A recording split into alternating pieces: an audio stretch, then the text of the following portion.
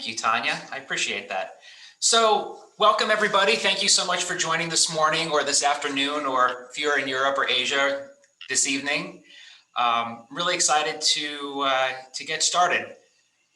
So what we're going to be talking about today is what's the future of social media marketing for brands, and what's the future of social look like for creators. And basically, here we are post 2021, hopefully post-pandemic, almost post-pandemic, and the landscape is certainly suddenly changing, and it's going to be continuously changing over the next couple of months and over the next couple of years.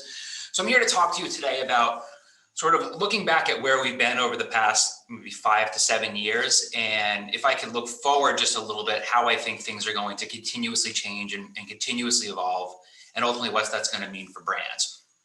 So one term that you've probably heard quite a bit is the creator economy or the passion economy. And if you've been following people like Legion on Twitter, or following certain people on Substack, this is definitely a term that maybe you hadn't heard 2 years ago or 3 years ago, but you've probably heard now. And really what this means is that content production and fandom have become so deconcentrated to the point where unresourced creators are now able to earn and amass a large following. Like in the early days, like when you look at bigger creators, they were typically like YouTubers, bloggers. They were typically well funded, but with the emergence of short form video platforms, first Vine, now TikTok, now Instagram, there's just lots of creators that are able to amass a large following without a tremendous amount of resources. So creators naturally are looking to either their fan bases or brands or other opportunities to monetize. So typically in the beginning, and the first sort of big wave of monetization for creators came through two different channels. One was through ad partnership. So you look at like YouTube, creators could earn a percentage of ad revenue based off of the amount of ads that they showed on their channel. And that model is still very much alive today. I wouldn't say it's successful. It's maybe successful for some, not all. We'll look at that in a little bit. And the other method that's certainly gained a lot more popularity is through creators selling, brand deals or basically, partnering with brands to do either sponsored posts or branded integrations, sort of known as the whole ecosystem of influencer marketing. Other things that have worked for creators are, developing merchandise and selling merchandise direct to fans. Creators have also explored getting into things like live ticketed events, doing their own shows. There's really been a number of things, but I think the one thing that where I really want to zero in on over the next, at least over the short term in the next couple of years, is direct monetization from fans. So this is direct patronage of fan to creator. So this particular segment of the market has continued to grow. Creators are increasingly able to support themselves through a small contingent of high spending super fans. So what is a super fan? I think we're programmed to look at a creator and look at the amount of followers that they have and say, okay, this person has 900,000 followers on TikTok or 10 million followers on Instagram. I think there's a new metric that's starting to pop up here, and it really is like a super fan or a true fan. And somebody, they could have hundreds of thousands or millions of super fans or true fans, but more likely that number is probably like in the hundreds or maybe in the low thousands. So you have 10,000 followers on Instagram, but maybe you only have 1,000 or 500 or 250 true fans. And these true fans are fans that like every video, follow every post, follow you on every social channel, try to DM you, really crave that extra interaction layer. So the market for the true fan has certainly changed a little bit over the past few years. Look at companies like Patreon. Patreon are paying users, the share of Patreon users paying more than $100 a month to a creator has grown 21% since 2017. So that's a pretty significant growth. And the creator economy itself has grown to over 30 billion, with creators building their own brands across different platforms. So that's not just creators getting, tips. This is creators, selling their own commerce. This is creators, launching their own, their own products like Mr. Beast Burger, and Elijah Daniel recently did Gay Burger. This is all sorts of things sort of tie into that. So let's look at direct monetization a little bit more. Social media giants, and when I say social media giants, I mean like TikTok, YouTube, Instagram, the big guys.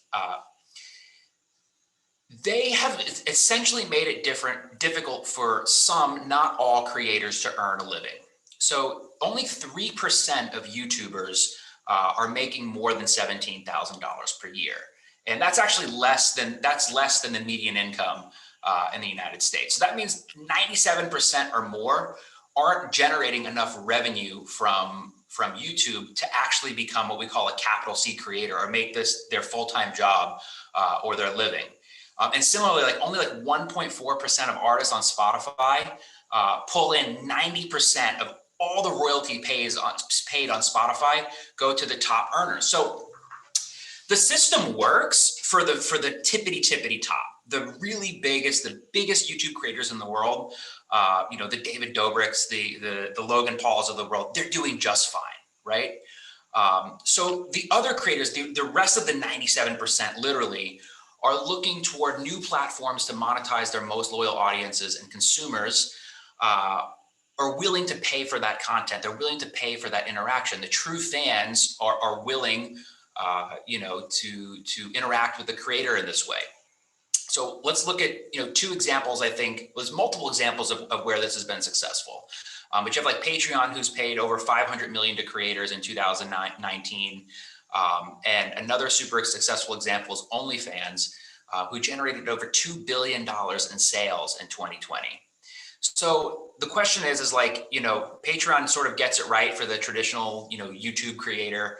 OnlyFans and the adult market have figured it out before the mainstream market.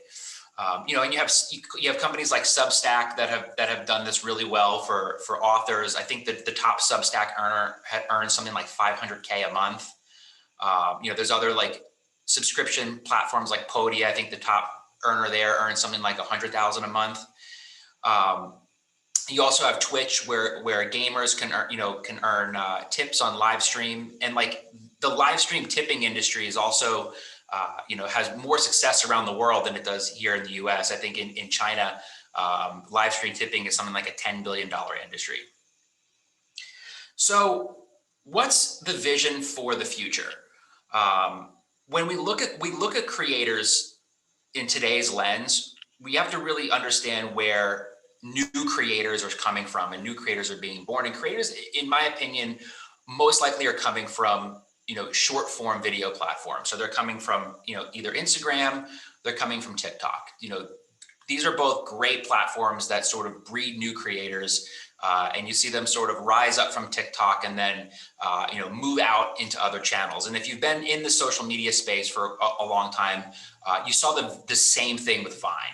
I think Vine generated and minted more creators, in my opinion, than anything else. And some of those creators went on to move on to YouTube or move on to do other things. And some of those creators that originated from Vine, are some of the biggest creators that we have, today. David Dobrik, Liza Koshy, the Paul brothers, King Batch.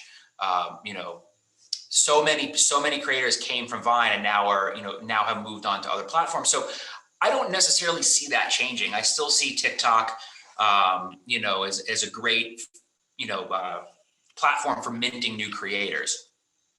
But I think they really fall short on their, on their long tail creator support. So something that, that we're looking at is creators need tools to create. Creation tools, video creation tools are important, and they should continue to get more sophisticated over the next few years. No longer do you need, a whole team behind you and expensive fancy cameras and editing software and all that stuff. Is pretty much a prerequisite to be successful on YouTube. You can basically just pick up your mobile device and shoot and be successful in a massive audience that way. A platform to discover new creators is always going to be important. A discovery layer built into any social network is key. I think that's where other platforms, like Cameos, Patreons, I think lack discovery layer, and I think there could be potentially room for improvement there. And then two things I think we'll start to see more of in the coming years is personalized community, which is creators having the ability to create and manage their own community. And this is where that term true fan or super fan comes into play. And what this looks like is, this isn't a a million, 10 million following account on TikTok. This is a much smaller community, potentially invite only community, where creators sort of dictate the type of content they post, how frequently they post, and how they choose to interact with their fans. This could be more of a group chat based interaction. This could be private video based interaction. This could be behind the scenes type of interaction. And I think it will, and it rightly should differ from creator to creator. And the last pillar that we see is direct monetization. I think it seems very natural that direct monetization will move, from live stream and from the Patreons of the world and into the short form, more democratized form of creator platform. So that's what those are the things that we're definitely seeing more of. I also think we'll continue to see more creator entrepreneur opportunities. I think we're going to see more creators starting brands. I think we're going to see more creators working alongside brands to create their own lines. That's been getting more increasingly popular. I also think things like if you pay attention to the crypto space, like the rise of NFTs, non-fungible tokens, creators, being able to mint and sell their own tokens or mint and sell their own digital collectible items. I see that popping up and getting more popular as well.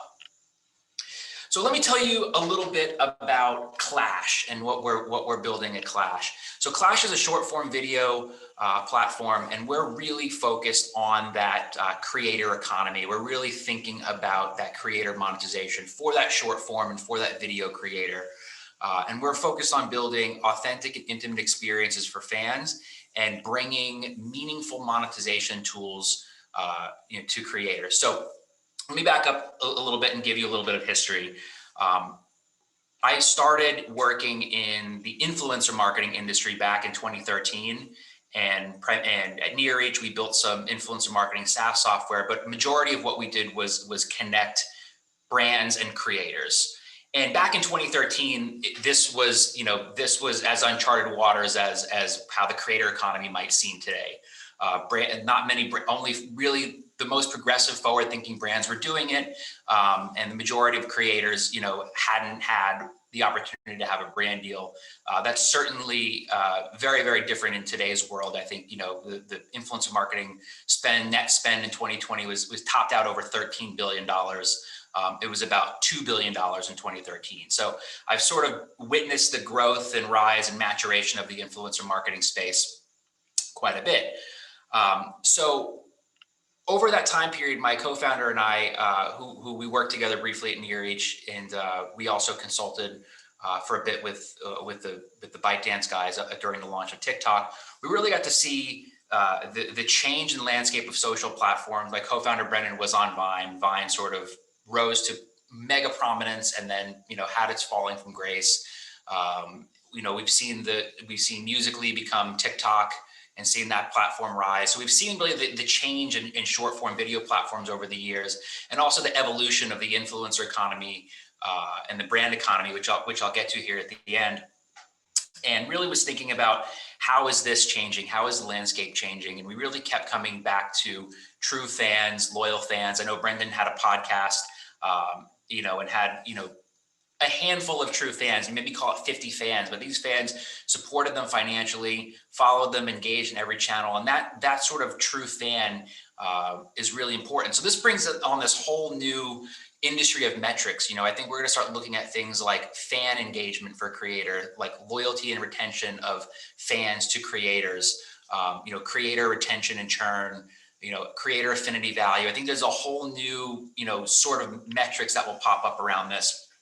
So as we were thinking about that, we really thought about how can we actually build something ourselves that's really going to service creators in a meaningful way? And our goal is that we want to bring a much better and more fair revenue stream to creators, where it's not contingent on the amount of views you generate or the amount of brands you partner with, or the amount of ads that generate on your platform, but really that's really more geared toward the true fan.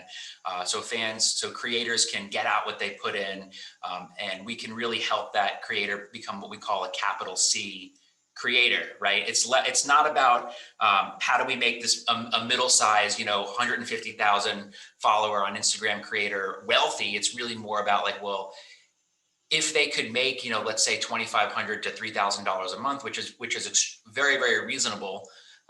That's 1,500 people giving you $2 a month, and and you're there. If we could create that revenue stream for that creator, then they could quit their job at the coffee shop and they could focus on creating full time. And ultimately, where we see this going is we really see becoming a creator and becoming an entertainer as an actual career, as an actual thing that people can aspire to do that actually seems realistic. Because right now the revenue sources are so fragmented that it's quite difficult for most to make this a career. So we're looking to make that sort of transition that from a passion or a labor of love into actually something that you can do for a living. So we launched Clash in 2020. We weren't planning on launching until 2021. What ended up happening was with the TikTok ban rumors, we feared that creators might not have a home. So we sort of rushed and put our test flight version of our app up in the App Store. Went extraordinarily well. We amassed about 100,000 users in the first week and a half after we launched. By the end of a couple months later, we were sitting at around 500,000 users, and this was without monetization tools.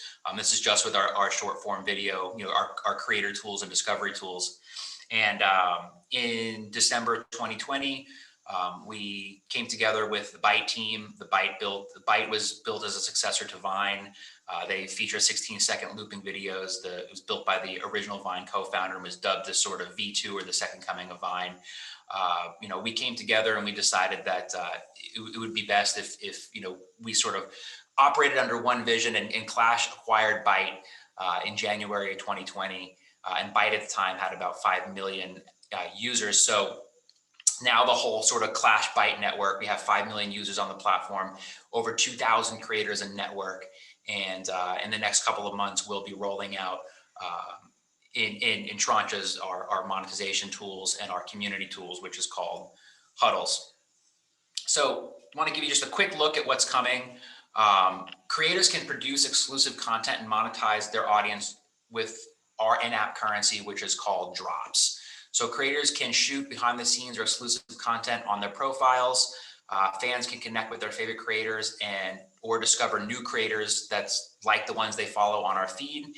And then fans will be able to show monetary support by sending drops. And drops is a micro amount. It's a micro payment. So you think about walking through the park, you're seeing your favorite creator playing guitar, you're seeing your favorite, hear your favorite song being played on guitar, you throw $1 in a guitar case. Well, we're creating the digital version of that. So that's coming soon in the next couple of months. And then sort of the next thing that we're building on top of that is a whole personalized community layer, which we call Huddles, in which creators will be able to invite their most loyal fans, their true fans, into a completely customizable community experience. It's not paywalled. It's not a pay to play like an OnlyFans. It's really built more for the safe for work community, the safe for work creator that doesn't need to resort to the selling adult content to monetize. So those two things we're extraordinarily excited about bringing into the market. So one more thing. Actually, we'll cover that later. I think the thing I want to transition to and the thing I want to take questions on is really what this means for brands and what this sort of new creator economy will look like for brands and how brands can interact directly with creators. So the thing that we're really looking at and thinking about is I think it makes sense for brands to be seen as an innovator in the creator economy. And it's going to make sense for more brands to start supporting the creator economy and engaging with creators early and sort of working with, tomorrow's stars today. I think as we see the emergence of this, direct creator, fan to creator market, I think in the way that brands can support that, brands can be a champion of the creator economy, can be a champion of, supporting the mission of creators. I think that's going to, pay huge dividends to brands. So we'll talk a little bit more about that in the panel and the Q&A. Awesome. Well, thank you so much, PJ. That was super insightful. And yeah, I mean, echoing what you said, it's like what Uber did for people around the world to monetize their cars and their time on demand. You've got platforms like Clash and Patreon and Cameo, Substack, etc., that are now allowing influencers to monetize their audience directly. So it's really the next generation, in my opinion, of like the gig economy. It's like called the passion economy per se. We're seeing kind of tech companies like Twitter get involved. They recently acquired a startup called Review that allowed people to monetize their newsletters. We're also seeing VCs being created entirely around this thesis that influencers are the next small businesses and in turn require the infrastructure to support them. So yeah, we're super bullish about this trend too, which is also why, we are super excited to be joining Clash on this journey.